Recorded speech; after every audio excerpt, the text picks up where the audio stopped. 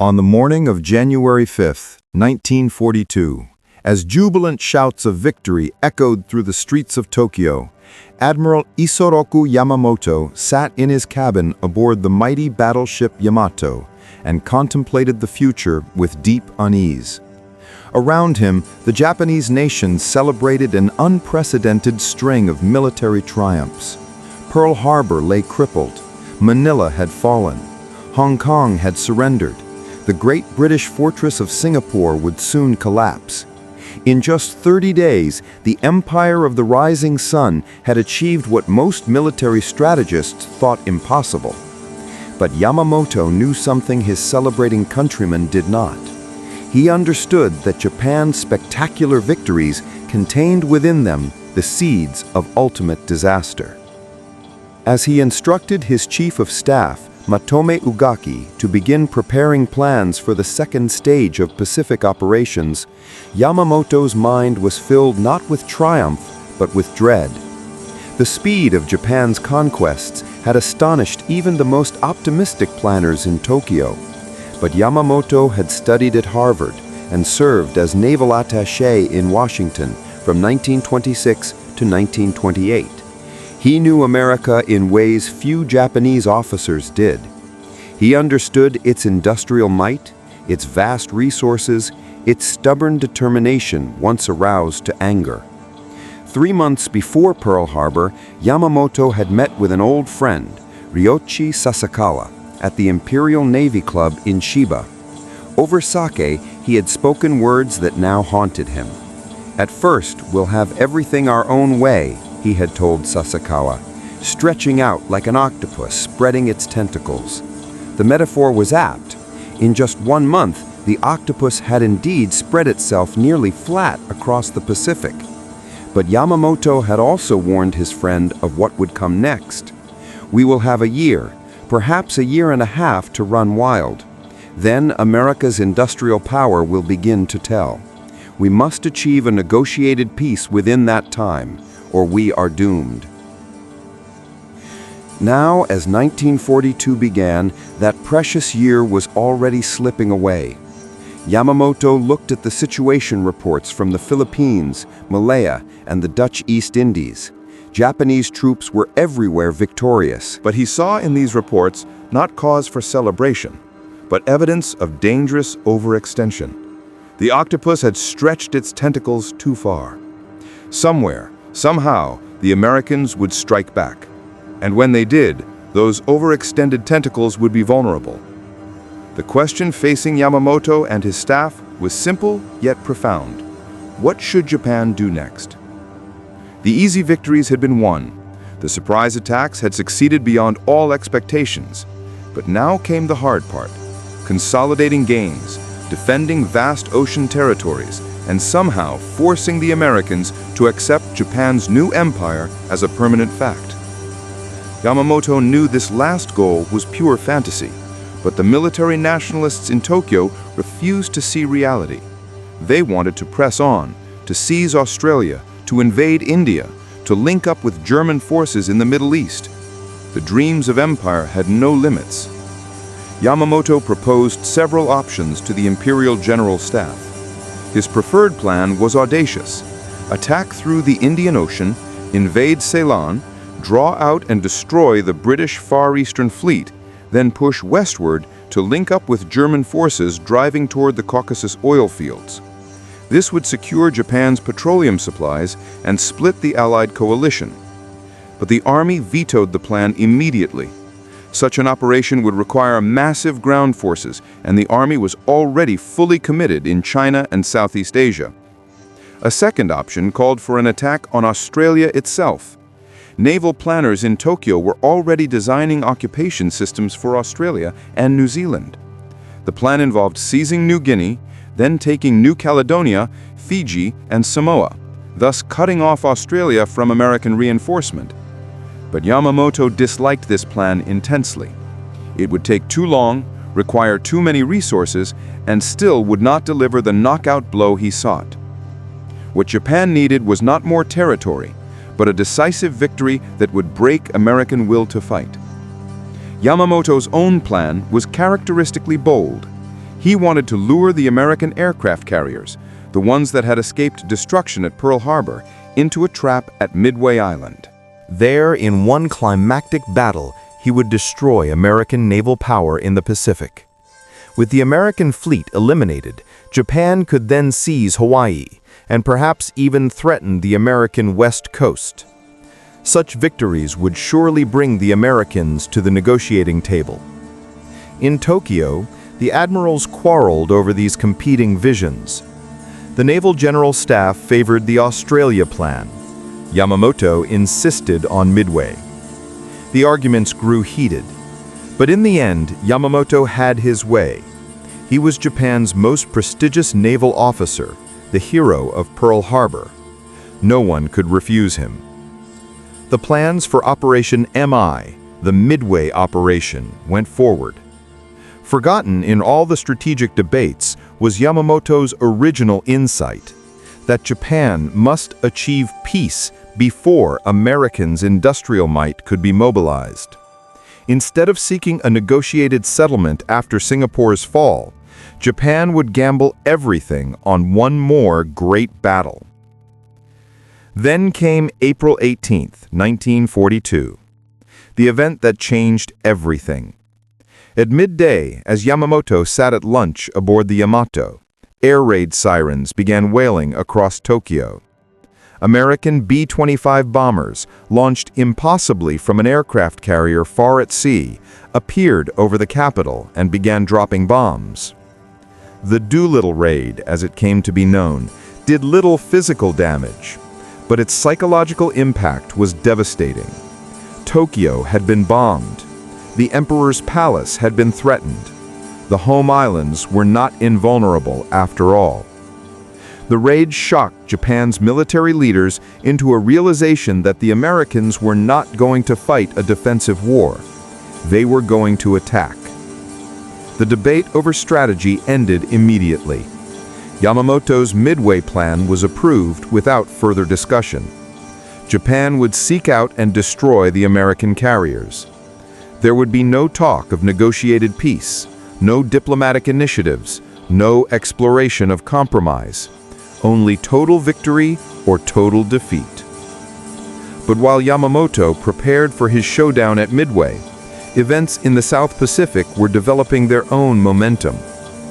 The Naval General Staff in Tokyo had never abandoned the Australia plan. Even as Yamamoto planned his northern offensive, other Japanese forces were moving steadily southward through the Solomon Islands and along the coast of New Guinea. On January 23rd, Japanese naval forces had seized Rabaul on New Britain Island. From this magnificent natural harbor, with its protective ring of volcanic peaks, Japanese planes could strike across the entire region. Through February and March, Japanese forces continued their advance. They took Salamaua and Lae on New Guinea's northern coast. They established seaplane bases throughout the Solomons. In May, they attempted to seize Port Moresby on New Guinea's southern coast, which would bring them within easy striking distance of Australia's northern shores. But this thrust was turned back by American and Australian forces in the Battle of the Coral Sea, the first naval battle in history where the opposing ships never saw each other, fighting entirely with carrier aircraft. The Coral Sea battle cost Japan 1 light carrier sunk and 1 fleet carrier damaged. More importantly, it cost time. The Port Moresby invasion was postponed. But the Japanese quickly regrouped. They seized Tulagi in the southern Solomons and began building a seaplane base there. They prepared for a renewed assault on Port Moresby. And in late June, after the disaster at Midway, where Japan lost 4 irreplaceable fleet carriers and hundreds of experienced pilots, they made a decision that would determine the course of the entire war. On Guadalcanal, a large island in the southern Solomons with a flat coastal plain on its northern shore, Japanese engineers began surveying for an airfield. From such a base, Japanese aircraft could interdict all shipping between the United States and Australia. They could support further advances into New Guinea. They could turn the entire South Pacific into a Japanese lake. Construction began in July. The 11th and 13th Pioneer Units, Japanese engineering battalions landed with construction equipment and began clearing the kunai grass from the plain near Lunga Point. In Washington and Australia, Allied intelligence officers watched these developments with growing alarm. General Douglas MacArthur, newly arrived in Australia after his dramatic escape from the Philippines, warned that Japan was preparing to cut off Australia completely. Admiral Ernest J. King, Chief of Naval Operations in Washington, studied the reports and reached a conclusion. Japan's southward advance must be stopped immediately, before Japanese forces became too strong to dislodge. But stopping the Japanese was easier said than done. In June 1942, after the losses at Coral Sea and Midway, the United States had exactly 2 operational aircraft carriers in the entire Pacific. Japan still had 8. American forces were scattered, poorly supplied, and inexperienced in offensive operations. The last American amphibious assault had been during the Spanish-American War in 1898. No one in the American military had any real experience with opposed amphibious landings. The Marines talked boldly about their amphibious doctrine, but it had never been tested in combat. King and MacArthur immediately clashed over who should command any counteroffensive. MacArthur wanted the operation under his control, with naval forces supporting his army troops. King insisted the Navy must command, since carrier operations would be central to success. After heated arguments, the Joint Chiefs of Staff reached a compromise that satisfied no one. The operation would be conducted in 3 phases. Phase 1, seizure of Tulagi and adjacent positions, would be a Navy show under Admiral King's command.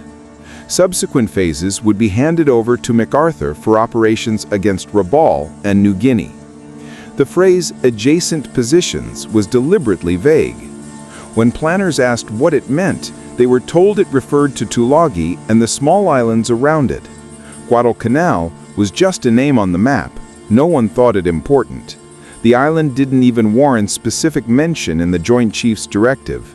This vagueness would have profound consequences. When American intelligence officers reported in late June that the Japanese were building an airfield on Guadalcanal, the entire operational plan had to be revised. Suddenly, Guadalcanal became the primary objective. Tulagi became secondary. But there was no time to develop proper intelligence about this unknown island. Admiral King moved quickly to assemble forces for the operation. He appointed Vice Admiral Robert L. Gormley as Commander South Pacific Force. Gormley, who had been serving as naval observer in London, knew nothing about the Pacific situation and had no experience with carrier operations or amphibious warfare. But he was available, and time was critical. Rear Admiral Richmond Kelly Turner, King's chief war plans officer, was pulled from his desk job and told to take command of the amphibious force. Turner had never commanded ships in combat, but he was brilliant, aggressive, and had helped plan the operation from its inception. For the assault troops, King turned to the Marines. The 1st Marine Division, commanded by Major General Alexander Vandegrift, was training in New Zealand. Most of the division had never seen combat.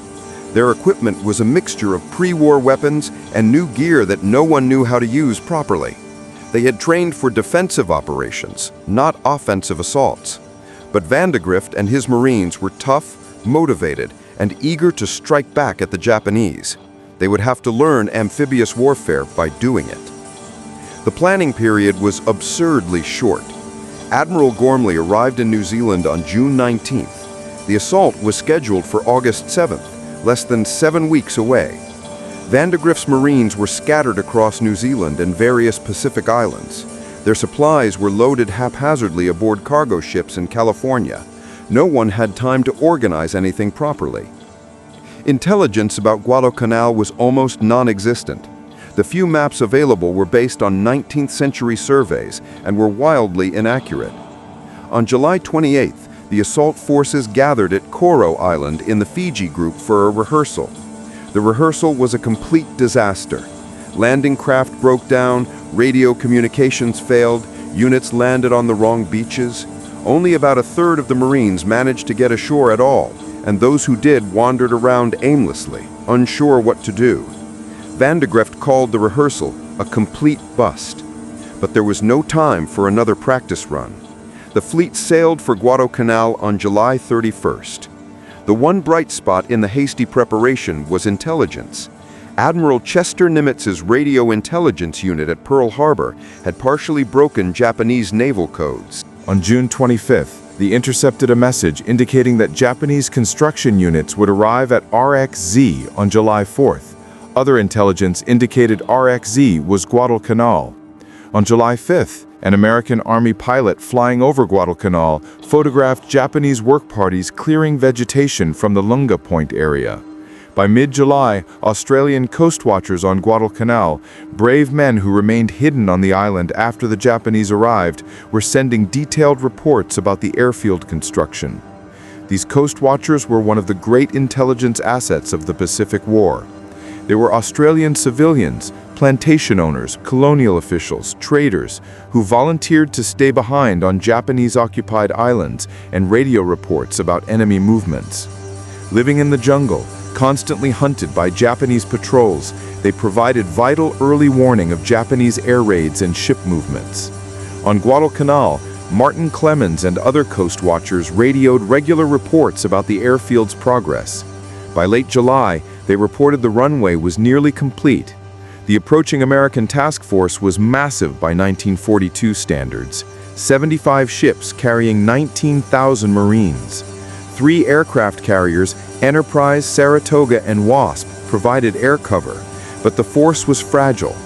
One carrier, Wasp, had just arrived from the Atlantic, and her pilots had no combat experience. The amphibious ships were a motley collection of converted merchantmen. The escorting cruisers and destroyers were a mixture of American and Australian ships whose crews had never worked together. Most worrying of all was the attitude of Vice Admiral Frank Jack Fletcher, the carrier task force commander. Fletcher was cautious to the point of timidity. At the Coral Sea, he had withdrawn prematurely.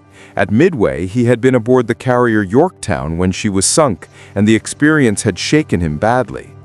Now, as the Guadalcanal invasion approached, Fletcher called a conference aboard his flagship Saratoga. What he told the assembled commanders stunned them.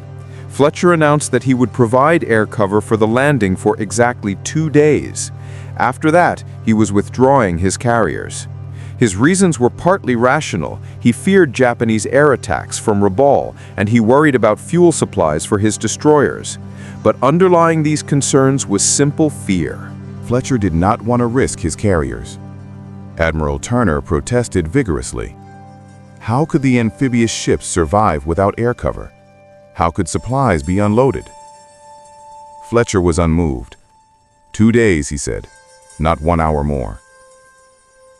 This decision cast a dark shadow over the entire operation. Every commander knew the implications. The Marines would go ashore, and 2 days later the fleet would abandon them. They would be alone on a hostile island, surrounded by Japanese forces, with no air cover and no way to receive reinforcements or supplies. It was a recipe for disaster. But no one could override Fletcher's decision. He was the senior officer present. The invasion would proceed on his terms. As the task force approached the Solomons on August 6th, the weather turned providentially bad. Heavy rainstorms and low clouds hid the American ships from Japanese search planes. The Japanese had no idea an invasion force was approaching. At Rabaul, Japanese pilots were preparing for routine attacks on Allied positions in New Guinea. At Guadalcanal, Japanese construction workers were putting finishing touches on the airfield runway. The garrison commander expected no trouble. Why would he? The Japanese had won every battle so far. At dawn on August 7th, the weather cleared. The American fleet moved through the narrow passage between Guadalcanal and Savo Island, a body of water that would soon be named Iron Bottom Sound because of the ships that would sink there. At 6:13 a.m., the cruisers opened fire. Shells screamed across the water and began exploding along the shore. Carrier planes roared overhead, bombing and strafing. The assault had begun. The Japanese reaction was chaotic. At Tulagi, the small seaplane base on the island north of Guadalcanal, a frantic radio operator managed to send a single message: enemy task force attacking. Then the radio went dead. At Rabaul, 650 miles to the northwest, staff officers stared at the message in disbelief. Enemy task force? What enemy task force? Where had it come from? Admiral Yamamoto, far away at the Japanese naval base of Truk, received the news hours later. He immediately understood the implications. The Americans were not waiting to be attacked. They were launching their own offensive. Everything had changed. On Guadalcanal itself, the Japanese garrison scattered in panic. Most of the 2,200 men on the island were construction workers, not combat troops. When shells began falling and American planes swept overhead, they fled into the jungle. Tables in the mess halls were left with half-eaten breakfasts. Equipment was abandoned. Documents were left scattered on desks. The Marines, coming ashore at 9:10 a.m., met almost no resistance. But across the channel at Tulagi, it was a different story. There, the Japanese garrison consisted of 250 combat troops, veteran sailors of the Yokohama Air Base Force. These men had no intention of fleeing. They had fortified the island's hills and ridgelines with carefully concealed machine gun positions, interconnecting bunkers, and camouflaged sniper positions. When the first wave of Marines hit the beach, Japanese file immediately pinned them down. The Marines attacking Tulagi were the 1st Raider Battalion, commanded by Lieutenant Colonel Merritt Edson. These were elite troops, volunteers selected for their physical toughness and fighting spirit. They had trained for months in harsh conditions, learning infiltration tactics and close-quarter fighting. Now they would need every bit of that training. The Japanese on Tulagi were not going to surrender. They were going to fight to the death. Edson's raiders pushed inland through thick jungle, using knives to hack through vines and thorny vegetation. The heat was stifling. Humidity approached 100%. Men's uniforms were soaked with sweat within minutes. After 3 hours of brutal jungle fighting, the raiders reached the central ridgeline of the island. There they ran into the main Japanese defensive positions. The Japanese had dug deep bunkers into the hillside, with interconnecting tunnels and multiple firing ports. Machine guns were positioned to create overlapping fields of fire. Any Marine who showed himself was immediately cut down. Edson quickly realized that frontal attacks were suicidal. The Marines would have to take each bunker individually, using grenades and dynamite charges dropped from above. It was slow, dangerous work. Marine after Marine crawled forward, exposed himself to draw fire so his position could be located, then tried to get close enough to drop explosives into the bunker opening. Many died in the attempt. One bunker absorbed 17 separate dynamite charges before the Japanese inside were killed. Even then, when Marines entered to collect equipment, 2 Japanese soldiers who had been hiding among the bodies suddenly attacked, killing 2 more Marines before being shot down. Japanese snipers were everywhere. They tied themselves into trees, hid behind rocks, concealed themselves in destroyed buildings. Their favorite tactic was to let Marine assault units pass by, then open fire from behind. This almost always meant death for the sniper, but usually not before he had killed or wounded several Marines. The Marines quickly learned that every position had to be checked multiple times. Nothing could be taken for granted. As darkness fell on August 7th, Edson's raiders had pushed about halfway down the island's length. They had suffered significant casualties, but had made steady progress. Now came something new and terrifying: the Japanese counterattack. At 10:30 p.m., Japanese soldiers infiltrated through the Marine perimeter under cover of darkness.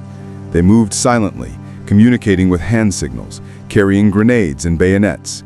Their objective was to break through the American lines and attack the command post. The fighting was savage and confused. Marines fired at muzzle flashes in the darkness. Japanese soldiers attacked with grenades and swords. Hand-to-hand combat raged across the hillside.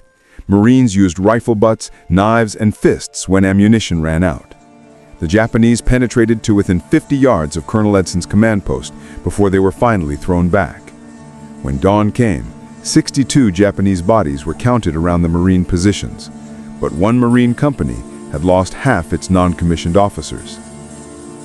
On August 8th, Edson's raiders resumed their attack. The fighting continued in the same brutal, close-quarter fashion. Each bunker had to be attacked individually. Each cave had to be cleared with explosives. Japanese soldiers fought until killed. Surrender was not an option for either side. The Marines had learned that Japanese soldiers who appeared to surrender would often suddenly attack, pulling out hidden grenades or pistols at the last moment. After several Marines were killed this way, the Americans stopped trying to take prisoners. By the end of the second day, Tulagi was secured. The entire Japanese garrison of 250 men had been killed. 3 Japanese prisoners were taken, all of them wounded and unconscious when captured. The Marines suffered 144 casualties, including 45 dead. It was a grim introduction to the nature of fighting in the Pacific. This would not be war as Europeans understood it, with codes of honor and rules about prisoners. This would be war of extermination. The fighting on the tiny islands of Gavutu and Tanambogo, connected by a narrow causeway, was even more intense. These islands were the sites of a Japanese seaplane base, and the Japanese had fortified both islands heavily. When Marines of the 1st Parachute Battalion landed on Gavutu at mid-morning on August 7th, they immediately came under heavy fire from Japanese positions on the hillside. The Japanese had constructed bunkers into the coral cliffs that dominated both islands. Machine guns fired from positions that were almost impossible to see, let alone attack. Marines tried to advance but were cut down in the open. The first wave suffered 50% casualties. The second wave came under fire before reaching shore. Landing craft commanders, seeing the carnage, refused to approach the beach. Marines had to wade through chest-deep water while Japanese machine guns fired at them. American light tanks were landed to support the infantry. The Japanese response was fanatical. They swarmed the tanks with crowbars, trying to jam the treads. They threw grenades at the engine compartments. They soaked rags in gasoline and tried to set the tanks on fire. One tank commander opened his hatch to use his machine gun and was immediately stabbed to death by a Japanese soldier who had climbed onto the tank. Another Japanese soldier threw a gasoline-soaked rag into the open hatch, and the tank burned. As darkness fell on August 7th, the Marines held only a tiny beachhead on Gavutu. The causeway to Tanambogo was still controlled by Japanese fire. Reinforcements were desperately needed. A company of Marines that had been held in reserve on nearby Florida Island, where there were no Japanese, was ordered to assault Tanambogo after dark. The assault was a nightmare. Naval gunfire was called in to soften up the Japanese positions, but one of the last shells hit a fuel dump near the beach, setting it ablaze. When the Marine landing craft approached, the beach was lit up as bright as day. Japanese machine gunners had perfect targets. Marines were cut down as they tried to run from their boats.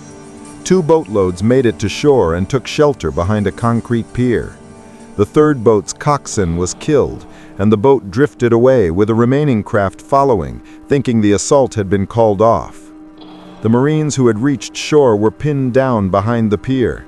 Every time they moved, Japanese fire swept over them. They had no radio contact with the ships offshore. They were completely isolated. Captain Harry Torgerson, the company commander, was trapped in a different position with 5 men. All through the night, they hid in the brush, occasionally exchanging fire with Japanese patrols. It was not until 4 a.m. on August 8th that another wave of Marines landed and secured the causeway. By the end of the second day, both Gavutu and Tanambogo were in American hands. The cost had been heavy. 250 Marine casualties out of an assault force of about 800 men. Every single Japanese defender, approximately 500 men, was dead. Not one prisoner was taken. Not one Japanese soldier surrendered. This was the reality of Pacific warfare. It would only get worse. Meanwhile, on Guadalcanal itself, things had gone surprisingly smoothly. The Marines had landed against no opposition, pushed inland through the coconut groves and kunai grass fields, and by the afternoon of August 8th had captured the nearly completed Japanese airfield. The construction was impressive, a 3,600-foot runway, graded and partially surfaced, with revetted aircraft parking areas, fuel storage tanks, and buildings for maintenance and operations. A few more days and it would have been operational. The Marines found evidence of how completely they had surprised the Japanese. Breakfasts were still on tables, rice cooling in bowls, chopsticks dropped beside plates. Construction equipment sat idle, ready for the day's work that would never come. In one office, paperwork was scattered across desks. Construction schedules, supply lists, personnel rosters. The Japanese had simply run when the bombardment began. But General Vandergrift, the Marine commander, was not celebrating. He had more than 11,000 Marines ashore, and vast quantities of supplies piling up on the beaches. Beach work parties, many of them composed of Marines with no training in cargo handling, were overwhelmed. Supplies were being dumped haphazardly, ammunition mixed with rations, medical supplies buried under engineering equipment. There was no time to organize anything properly because everyone expected Admiral Fletcher to withdraw the carriers at any moment, cutting off further unloading. Vandergrift's concerns were well-founded. At sea, Admiral Fletcher was growing increasingly nervous. Japanese air attacks had begun on the afternoon of August 7th. 27 twin-engine Betty bombers, escorted by 18 Zero fighters, flew down from Rabaul, a round trip of 1,300 miles. American fighter pilots from the carriers intercepted them and shot down most of the bombers. But the Zeros took a toll on the American fighters. 6 F-4F Wildcats were shot down, and several others were so badly damaged they had to make emergency landings. The Zero was superior to the American F-4F Wildcat in almost every way. It was faster, more maneuverable, had a better rate of climb, and had longer range. Japanese pilots were highly experienced and well-trained. American pilots were learning hard lessons. But they were learning. After the first day's combat, American squadron commanders issued new tactical instructions. Never try to dogfight with a Zero. Use diving attacks, then extend away using the F-4F's superior diving speed and rugged construction. Always fight in pairs, using the thatch weave to provide mutual support. On August 8th, Japanese air attacks continued. Another wave of bombers came down from Rabaul. This time they were dive bombers hitting the American transports. One blazing Japanese bomber, already mortally hit, deliberately crashed into the transport George F. Elliott, setting it on fire. The destroyer Jarvis took a torpedo and had to withdraw. But most of the Japanese planes were shot down before reaching their targets. Admiral Fletcher had seen enough. At 6 p.m. on August 8th, he sent a message to Admiral Gormley requesting permission to withdraw his carriers.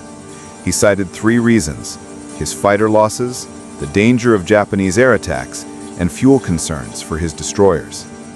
The message was more notification than request. Fletcher was withdrawing whether Gormley approved or not. By nightfall, Fletcher's 3 carriers were steaming away from Guadalcanal. Admiral Turner, the amphibious force commander, was appalled. When he learned of Fletcher's withdrawal, he immediately called a conference aboard his flagship, the transport Macaulay. At 2 a.m. on August 9th, senior commanders gathered in Turner's cabin. Turner told them Fletcher was gone. The carriers were withdrawing. All transport ships would have to leave by dawn. The Marines would be left ashore with only about half their supplies unloaded. General Vandergrift listened grimly. His Marines were spread across 3 islands, Guadalcanal, Tulagi, and Gavutu, with incomplete supplies, no air cover, and no way to receive reinforcements. They would face Japanese air attacks from Rabaul with no defense except their own anti-aircraft guns. They would face Japanese naval bombardments with no way to fight back. If the Japanese landed reinforcements, the Marines might be overwhelmed. It was a desperate situation, but neither Turner nor Vandergrift knew that something far worse was about to happen. Even as they met, a powerful Japanese naval force was racing toward Guadalcanal through the darkness, and in a few hours it would inflict on the U.S. Navy one of the worst defeats in its history. Admiral Gunichi Mikawa, commander of the Japanese 8th Fleet at Rabaul, had reacted with remarkable speed to the American invasion. Within hours of receiving the first report on August 7th, he had assembled a strike force of 5 heavy cruisers, 2 light cruisers, and a destroyer. They sorted from Rabaul at noon on August 7th and raced down the passage between New Britain and New Ireland, heading for Guadalcanal. Mikawa's plan was brilliant in its simplicity. He would arrive off Guadalcanal after midnight on August 9th, when his force would be safe from American air attack. He would then steam through the channel between Guadalcanal and Florida Island. The Americans called it Sealark Channel, though it would soon be renamed Iron Bottom Sound, and attack the American transports at their anchorages. With the transports sunk, the Marines on shore would be stranded. The invasion would fail. Everything depended on surprise, and through a combination of Japanese skill and American mistakes, Mikawa achieved complete surprise. His force was spotted by American search planes on August 7th, but the reports were not taken seriously. Ships moving in and out of Rabaul were routine. No one thought a Japanese attack force could move so quickly. A second sighting report on August 8th was lost in the confusion of message handling. The submarine S-38 detected the Japanese force and radioed a report, but again, no one paid attention. Most critically, Admiral Turner had asked for air searches to cover the slot, the channel between the Solomon Islands that provided a perfect approach route to Guadalcanal. But somehow the request was lost between Turner's flagship, Admiral McCain's shore-based air command, and the seaplane tender Mackinac. No search was flown on August 8th. The most obvious approach route was left completely unwatched. At 6:30 p.m. on August 8th, an Australian search plane spotted Mikawa's force south of Bougainville, heading southeast toward Guadalcanal. The pilot radioed a report: 3 cruisers, 3 destroyers, 2 seaplane tenders or gunboats, course 120 degrees, speed 15 knots. But the report was garbled in transmission. Admiral Turner did not receive it until after midnight. By then it was too late. Mikawa's force entered the passage between Bougainville and Choiseul just before sunset on August 8th. The admiral ordered his ships to reduce speed, timing their arrival for maximum surprise. As darkness fell, the Japanese crews went to battle stations. Torpedoes were loaded into tubes. Gun crews trained their weapons. Lookouts strained their eyes searching for American ships. To defend the transport anchorages, Admiral Turner had stationed 2 groups of cruisers and destroyers. The southern force, guarding the channel between Guadalcanal and Savo Island, consisted of the Australian cruiser HMAS Canberra and the American cruiser USS Chicago, screened by 2 destroyers. The northern force, between Savo Island and Florida Island, consisted of 3 American heavy cruisers, Vincennes, Astoria, and Quincy, and 2 destroyers. 2 more destroyers were stationed west of Savo Island as pickets. It was a reasonable defensive arrangement with one critical flaw. No one expected a night surface action. American doctrine called for withdrawing at night to avoid torpedo attack. The ships were on patrol, yes, but more against submarines than surface vessels. Radar operators were watching their screens, but 1942 radar was primitive and unreliable. Lookouts were posted, but they were tired after 2 days of constant action. Some men had not slept in 48 hours. At 12:43 a.m. on August 9th, Japanese lookouts spotted the destroyer Blue, one of the western picket ships. Mikawa's force was now inside the American defensive perimeter, and still had not been detected. The admiral gave the order: all ships attack. The Japanese cruisers split into 2 groups and prepared to engage both the northern and southern Allied forces simultaneously. At 1:43 a.m., Japanese cruisers launched torpedoes at the southern force. Seconds later, their searchlights blazed on, illuminating the Australian cruiser Canberra.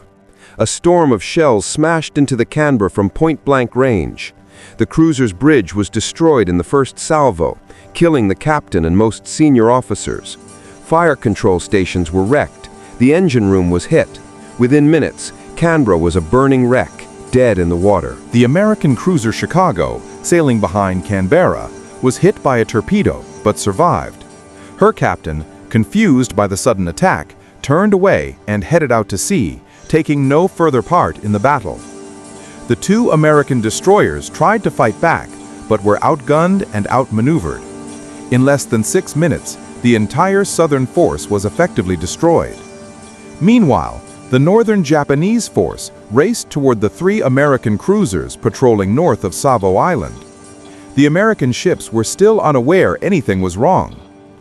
On the heavy cruiser Astoria, the officer of the deck noticed flashes of light to the south, but thought they were the transport ships firing at enemy aircraft.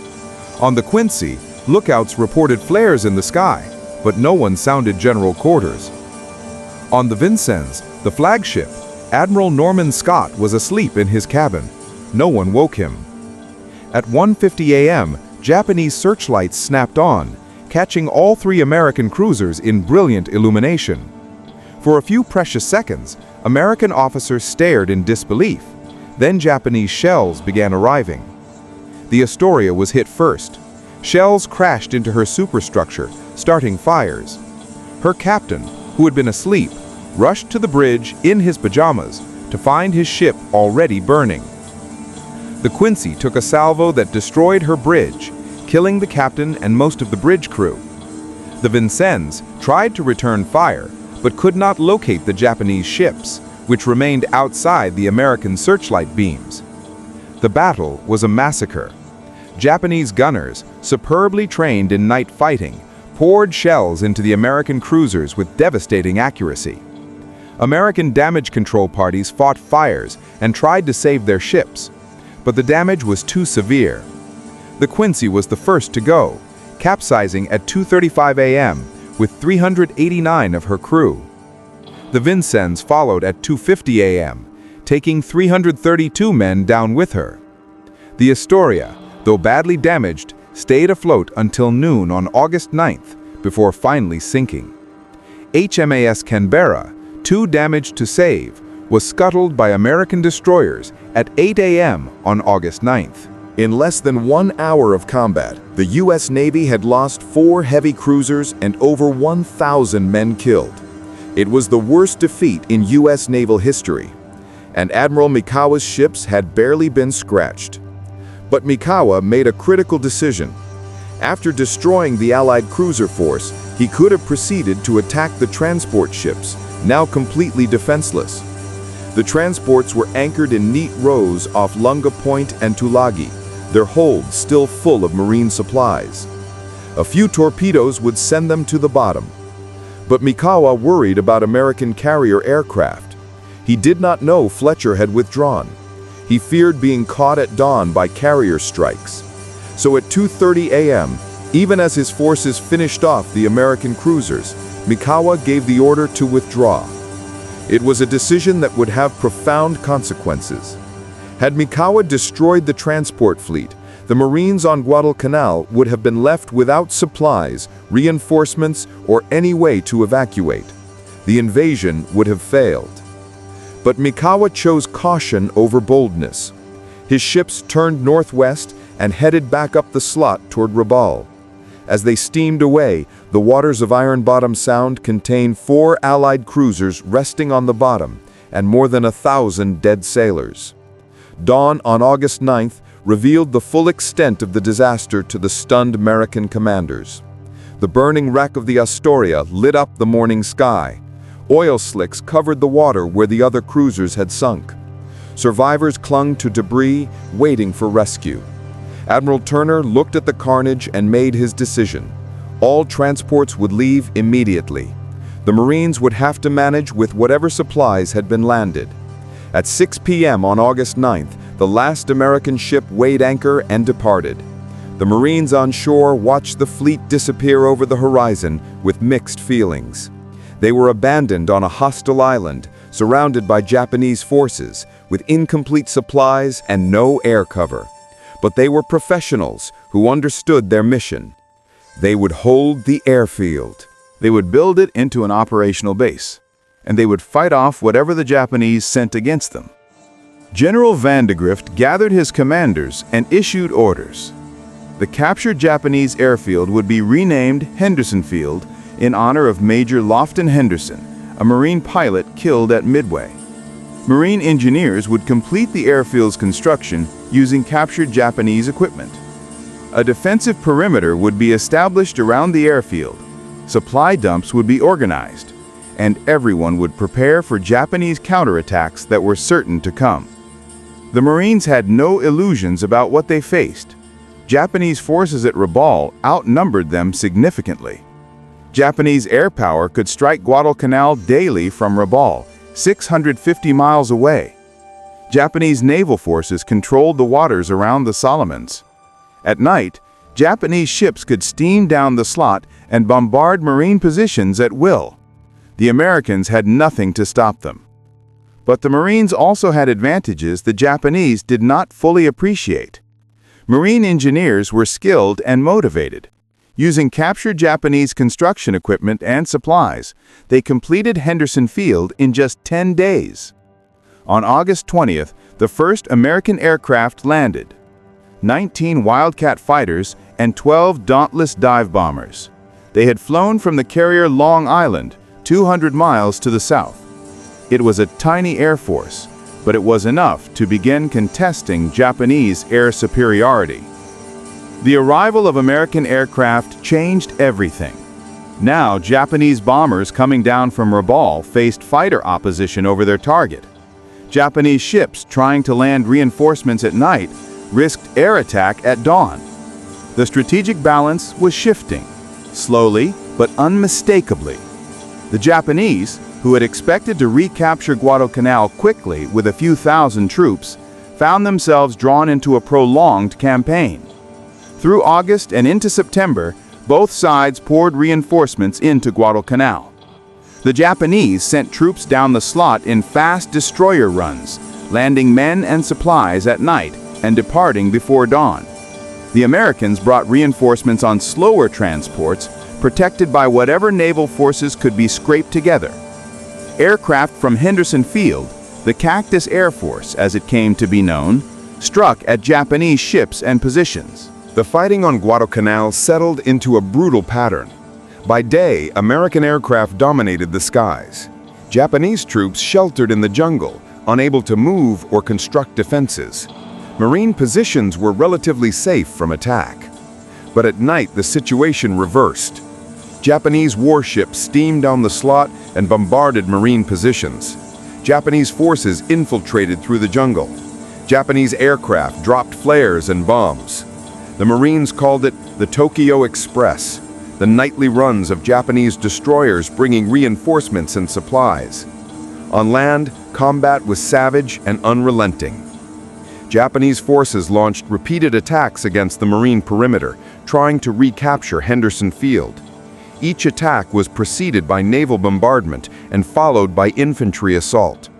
The Japanese came in waves, often at night, screaming battle cries and firing as they ran. Marine machine gunners cut them down by the hundreds, but still they came. Japanese tactics emphasized spirit over firepower, courage over tactics. It led to horrific casualties. The battles had names that would become legendary in Marine Corps history: the Tenarú, Edson's Ridge, Matanikau. At the Tenarú River on August 21st, a Japanese force of 900 men attacked across an open sandbar directly into Marine machine gun fire. Not one Japanese soldier retreated. By dawn, 800 were dead, including their commander, Colonel Ichiki, who committed ritual suicide when he realized his attack had failed. At Edson's Ridge on September 13-14th, Japanese forces nearly broke through the Marine lines in a desperate night attack. Only the personal leadership of Colonel Edson, rallying his exhausted men, prevented disaster. Both sides suffered terribly. Marines endured constant bombardment, inadequate food, tropical diseases, and psychological stress that drove many to the edge of breakdown. Japanese forces had it worse. Cut off from adequate supplies, they slowly starved. Disease ravaged their ranks. Medical care was almost non-existent. Wounded men were left to die in the jungle because there was no way to evacuate them. By October, Japanese soldiers on Guadalcanal were living on reduced rations of rice and whatever they could scavenge from the jungle. Many were too weak to fight effectively. At sea, the campaign continued with ferocious naval battles. The Battle of the Eastern Solomons in late August. The Battle of Cape Esperance in October. The naval battle of Guadalcanal in November, 3 days of savage combat that saw both sides lose battleships, cruisers, and destroyers in night actions of desperate intensity. American shipyards could replace the losses. Japanese shipyards could not. Slowly, inexorably, American material superiority was asserting itself. By December 1942, the Japanese position on Guadalcanal was hopeless. Their troops were starving and diseased. Their supply lines were interdicted by American air and naval forces. Their attempts to reinforce had failed. In early January 1943, the Japanese began evacuating their remaining forces. It was skillfully done. Fast destroyer runs at night brought out thousands of emaciated soldiers. By February 9, 1943, the last Japanese soldier had left Guadalcanal. The Americans had won. But the cost was staggering. The U.S. Navy had lost 24 warships sunk and numerous others damaged. More than 4,000 American sailors had died. The Marines and Army lost 1,600 men killed and thousands more wounded. Malaria and other diseases hospitalized tens of thousands. But the Japanese losses were far worse. 31 ships sunk, 24,000 men dead, hundreds of aircraft destroyed. More important than the material losses was the psychological impact. Guadalcanal was Japan's first major defeat. The myth of Japanese invincibility was shattered. Japanese soldiers could be beaten. Japanese positions could be captured. The tide of war had turned. From this point forward, Japan would be on the defensive, fighting a slow, grinding retreat back toward the home islands. For the United States, Guadalcanal proved that American forces could fight and win in offensive operations. The early disasters, the loss of the 4 cruisers at Savo Island, the desperate nights under Japanese bombardment, the near collapse of the marine perimeter, all these had been overcome. American forces had learned to fight the Japanese on their own terms, with tenaciousness, courage, and willingness to accept casualties in pursuit of victory. Admiral Yamamoto had been right in his warning to his friend Sasakawa before the war. Japan had 6 months, perhaps a year, to run wild. Then American industrial might would begin to tell. Guadalcanal marked the end of that period. From August 1942 onward, the United States was on the offensive. New carriers, new aircraft, new ships, new weapons poured from American factories in quantities Japan could never match. The outcome of the war was no longer in doubt. Only the length and cost remained to be determined. In retrospect, the decision to invade Guadalcanal was one of the most important strategic choices of the Pacific War. Had the Japanese been allowed to complete their airfield and consolidate their position, they could have interdicted all shipping between the United States and Australia. MacArthur's forces in Australia would have been isolated. The counteroffensive against Japan would have been delayed by years. But Admiral King's decision to strike quickly, even with inadequate forces and preparation, prevented that outcome. The invasion was a gamble, a hasty, improvised operation launched with insufficient resources against an enemy of unknown strength. That it succeeded was partly due to American courage and determination, partly due to Japanese mistakes, and partly due to sheer luck. But succeed it did, and in succeeding, it changed the course of the war. Guadalcanal became the template for future operations. The lessons learned there about amphibious assault, jungle warfare, air-ground coordination, logistics, night naval combat would be applied throughout the rest of the Pacific campaign. Island after island would fall to American forces using tactics first developed at Guadalcanal. The road to Tokyo led through the Solomons, and it began on the beaches of Guadalcanal on August 7, 1942. The men who fought there never forgot it. For the Marines who landed that August morning, Guadalcanal was the defining experience of their lives. They had gone ashore as untested troops and emerged as veterans of one of the most brutal campaigns in military history. They had endured bombardment, disease, starvation rations, and constant combat. They had seen their comrades killed and wounded. They had learned to kill without hesitation and to survive in conditions that tested the limits of human endurance. For the Navy, Guadalcanal was a harsh education in modern naval warfare. The disasters of Savo Island and subsequent battles forced a complete reassessment of doctrine, training, and tactics. Radar had to be better utilized, night fighting capabilities had to be developed, damage control procedures had to be improved. The Navy that emerged from the Guadalcanal campaign was far more professional and effective than the Navy that entered it. The battle for Guadalcanal raged for 6 months. It was the longest continuous campaign of the Pacific War. Both sides committed enormous resources to this remote island that most people had never heard of. Both sides suffered terrible casualties, but in the end, the Americans held the field. Henderson Field remained in American hands. The Japanese were forced to withdraw, and the strategic initiative in the Pacific passed permanently to the United States. Admiral Yamamoto lived to see his worst fears realized.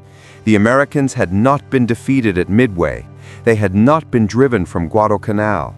They were building carriers and aircraft faster than Japan could destroy them. The year and a half he had warned about was expiring, and Japan had not achieved the negotiated peace he knew was their only hope for survival. In April 1943, American codebreakers intercepted a message revealing Yamamoto's travel plans. On April 18th, exactly 1 year after the Doolittle raid, American P-38 fighters ambushed Yamamoto's plane over Bougainville. The architect of Pearl Harbor died in the jungle, his aircraft shot down by the American forces he had awoken to fury. The tide had turned. From Guadalcanal onward, American forces advanced steadily westward across the Pacific. MacArthur drove up the coast of New Guinea and through the Philippines. Nimitz's forces island-hopped through the Central Pacific, seizing the Gilberts, Marshalls, Marianas, and eventually Iwo Jima and Okinawa. At each step, American forces grew stronger, while Japanese forces grew weaker. The disparity in industrial production, which Yamamoto had warned about, became overwhelming. But it all began at Guadalcanal. The first American offensive, the first victory against Japan on land, the first step on the long road back from the disasters of 1941-42. When historians look for the turning point of the Pacific War, they point to Midway for the naval victory that stopped Japanese expansion. But they point to Guadalcanal for the grinding, brutal campaign that proved the United States could sustain offensive operations and defeat Japanese forces in prolonged combat. The island itself returned to obscurity after the war. The airfield, so bitterly contested, was abandoned. The jungle reclaimed the battlefields. Rust and vegetation covered the abandoned equipment. Today, Guadalcanal is part of the independent nation of Solomon Islands. Henderson Field is now the international airport. Tourists visit the war memorials and the wreckage that still litters the jungle and coral reefs. But for those who were there in 1942, Guadalcanal remains vivid. It was where young men learned that war was not glory and adventure, but terror, exhaustion, and death. It was where Americans learned they could defeat the Japanese, but only at terrible cost. It was where the myth of Japanese invincibility died, and the reality of American industrial power began to assert itself. It was where the balance of power in the Pacific shifted irrevocably. It was where the outcome of World War II was decided, though 2 more years of savage fighting remained. The Marines who landed on Guadalcanal in August 1942 could not know they were making history. They were simply following orders, doing their jobs, trying to survive. But their courage, their endurance, and their determination to hold that obscure island against all odds changed the course of the war. Guadalcanal was more than a battle. It was the moment when the American counteroffensive began, when the long retreat ended, and when the path to final victory opened. Everything that followed, from Tarawa to Saipan to Iwo Jima to Okinawa, flowed from that first desperate fight on an unknown island in the South Pacific. The legacy of Guadalcanal lives on in military doctrine, in the traditions of the Marine Corps, in the institutional memory of the U.S. Navy. Every Marine learns about Edson's Ridge. Every Navy officer studies the disaster at Savo Island. The lessons learned there about courage under fire, about the importance of logistics, about the need for combined arms operations, about the deadly nature of combat against a determined enemy remain relevant today. But perhaps the most important legacy is simpler and more profound. Guadalcanal proved that Americans could fight and win against a skilled, determined, and ruthless enemy. It proved that despite early defeats and setbacks, despite inadequate equipment and training, despite failures of intelligence and command, American forces could prevail through courage, innovation, and sheer determination. That knowledge sustained the United States through the remaining years of World War II and through every conflict since. Guadalcanal was where America learned it could win, and that made all the difference.